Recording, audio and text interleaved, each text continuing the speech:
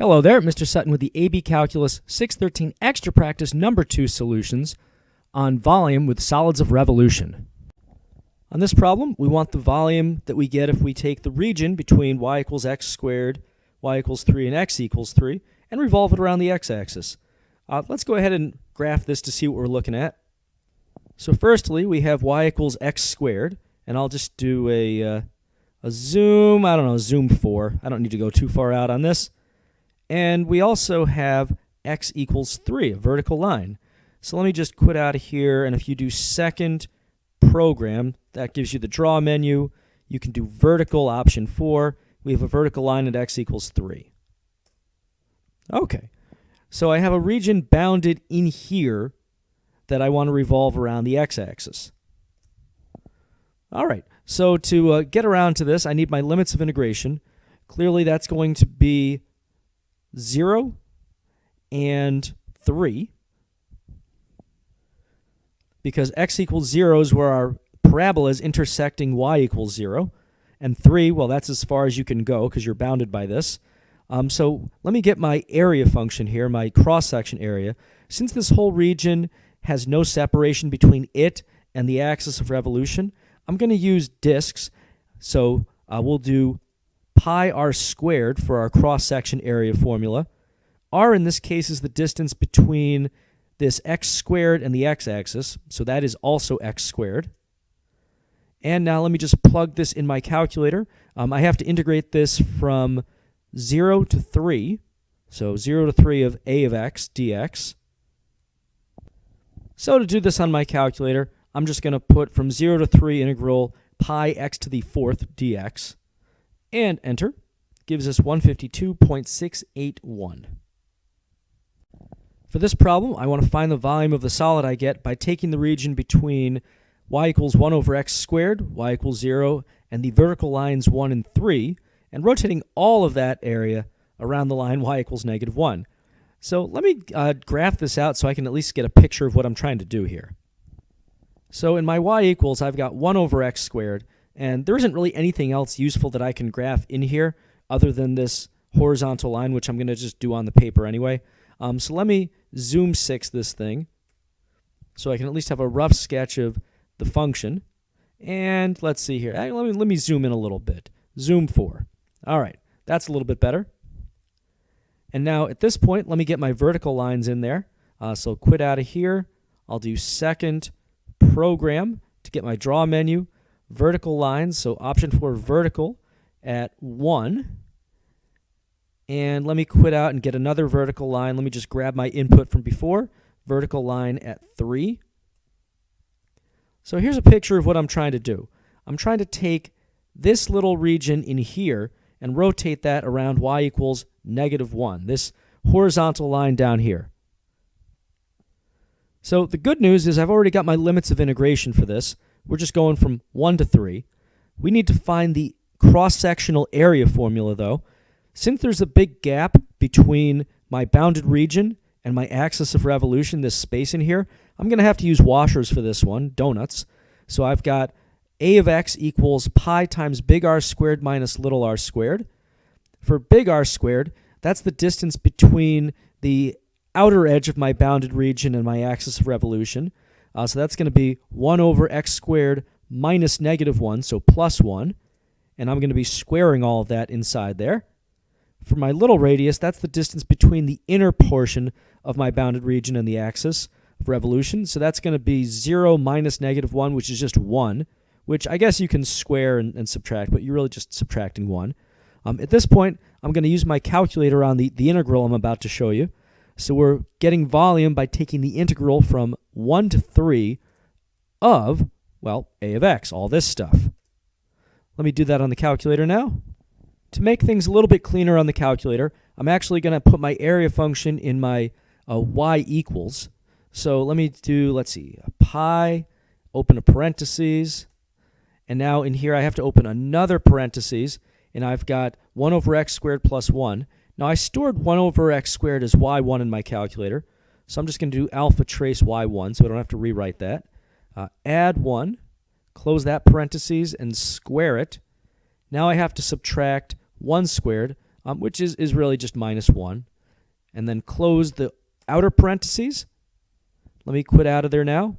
Now I'm doing my integral, math 9, from 1 to 3 of alpha trace. I stored the area function in y2. Stop. I don't want to graph all that. Go back. All right. Alpha trace. There we go.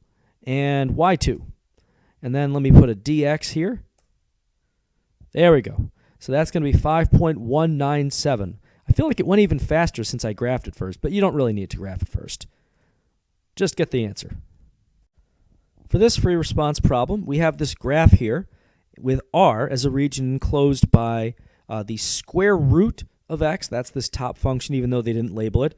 And then x over 3 is this line here, 1/3 x. For our first task, we want to figure out the area of region R. Now, this is a no calculator problem, so we're going to do everything by hand here. So to get the area of region R, we need limits of integration. That's just going to be from 0 to 9. They essentially gave us that in the graph as the bounding intersection points of these functions.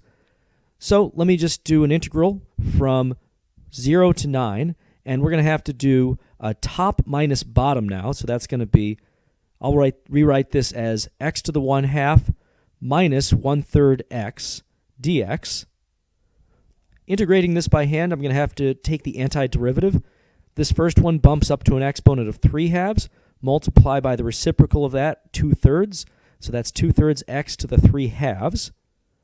Next, this one is going to bump up to an exponent of 2. Dividing by that, we've got minus 1/6 x squared. And we're evaluating all this from 0 to 9.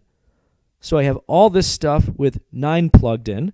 And this, by the way, is going to be the square root of 9 cubed. So 2/3 square root of 9 cubed minus 1/6 9 squared.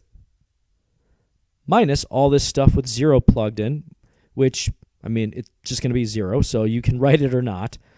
Now going through, and actually you're actually done at this point because you've got all constants, but if you wanted to simplify it for some reason, the square root of 9 is 2, cubing that gives us, or actually square root of 9 is 3, cubing that gives us 27, there we go.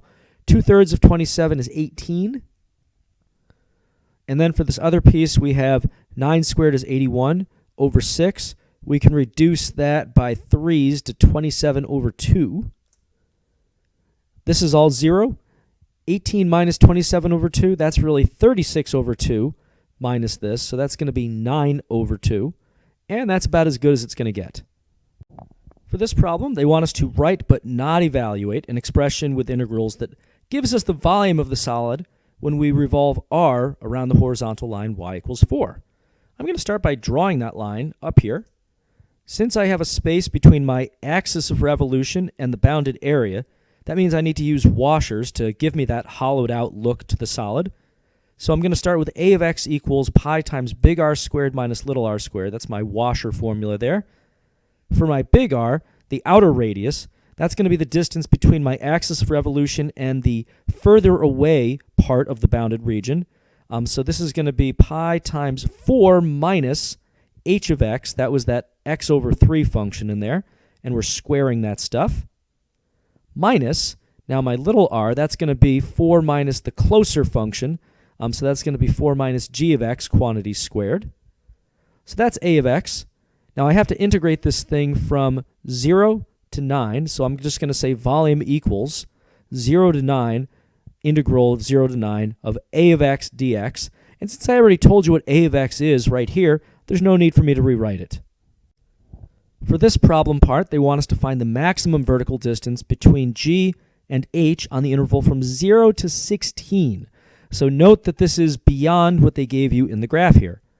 Okay, well, let's come up with a function to represent the distance between g and h, and then we'll maximize it. Probably going to have to use the candidates test here. So does it matter which order we subtract these in?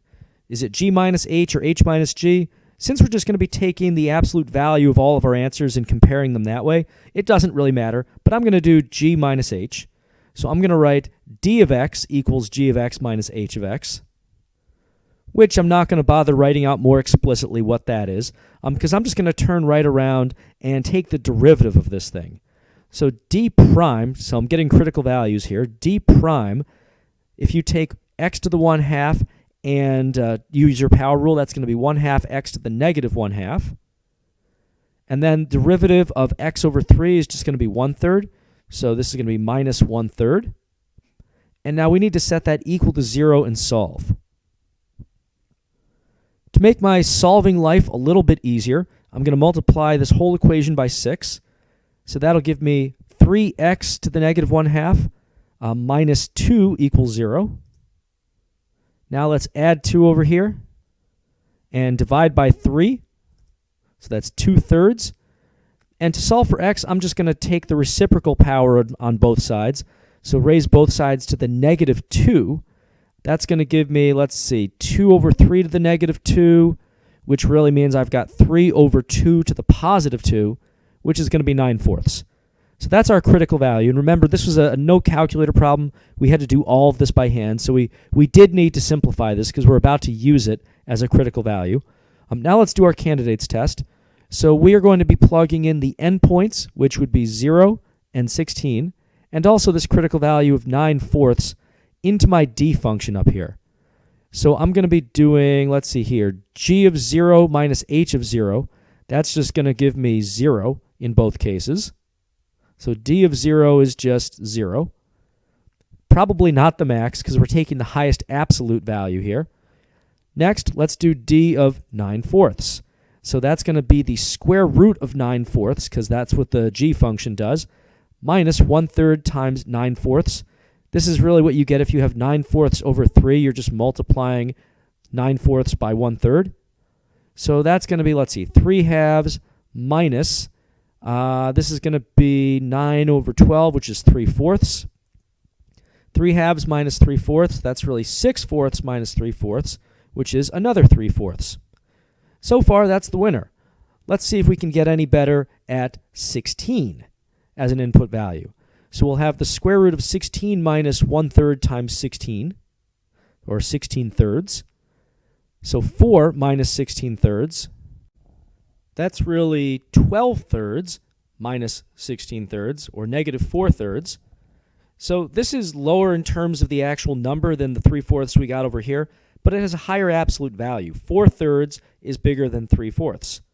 So that means that our max distance is going to be 4/3 using the candidates test. On this free response problem, we're given this function f, which is 4x squared minus x cubed, as shown in the graph here. And we also have this line L that they're telling us is tangent to f. And they gave us the formula for this too. It's 18 minus 3x. R is bounded by f and the x-axis, and s is bounded by the f function, the L function, and the x-axis.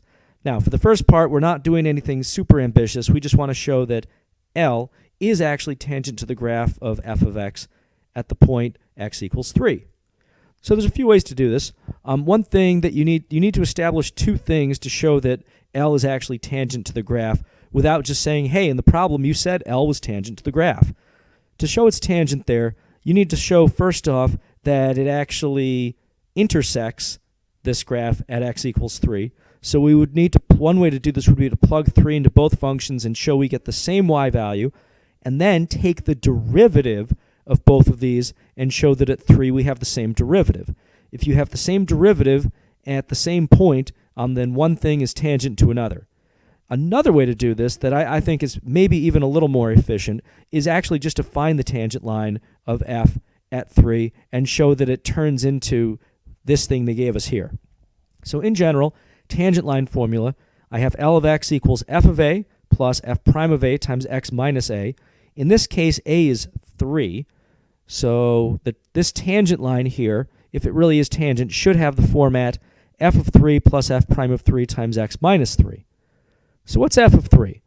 Well, that's just 4 times, let's see, this will be 9, so 36 minus 27, which is just 9. F prime of 3, what's that going to be? Well, this is the point at which I actually just realized this is a calculator problem, and I mean, I could take this derivative and then plug 3 in. It's not going to take too long, but why don't I just enter f of x in the calculator? I'm probably going to need it anyway, and then take the derivative that way.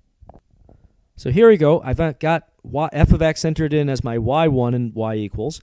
Let me quit out of there now, and I'll do just math 8 derivative dx alpha trace y1, evaluate that at 3. Again, it wouldn't take me much longer by hand, but hey, I've got my calculator, so let's use it. This is going to come out to a -3, so this is going to be -3 times x minus 3.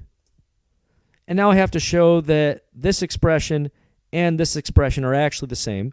So I'll distribute that 3. That's going to be 9 minus 3x plus 9, which clearly comes out to 18 minus 3x, which proves our point that this is the tangent line for this function at x equals 3. For this part of the problem, they want us to find the area of S. So this is kind of tricky because if you're thinking about this in terms of top minus bottom, then we have two different bottom functions. In between this point where the f and the L of x function that we just defined intersect, in between there and this x-intercept, we have essentially L of x minus f of x. But after this, we only have the L of x function giving us any area. So we need to find this intersection point. So let me set f of x equal to 0, trying to find out where it crosses the x-axis, and I can do that on the calculator. So again, I've put into y1 my f of x function. What window should I use when I'm doing this? Well, this line here is 18 minus 3x, so this is going to cross at 6, it looks like. So let me just do a window from 0 to 6, and that should definitely capture what I need for this. So there's my parabola, and I didn't bother drawing the line, so let me just find the x-intercept. It looks like 4, but just to be on the safe side, we'll do second trace option 2, 0. Click a little bit to the left of the intersection, a little bit to the right, press enter one more time, and that's, yep, 4. Okay, so we've got a 4 here, and my L of x function on my line here is going to cross the x-axis at 6, and we can just figure that out with basic algebra. It means subtract 18, divide by -3.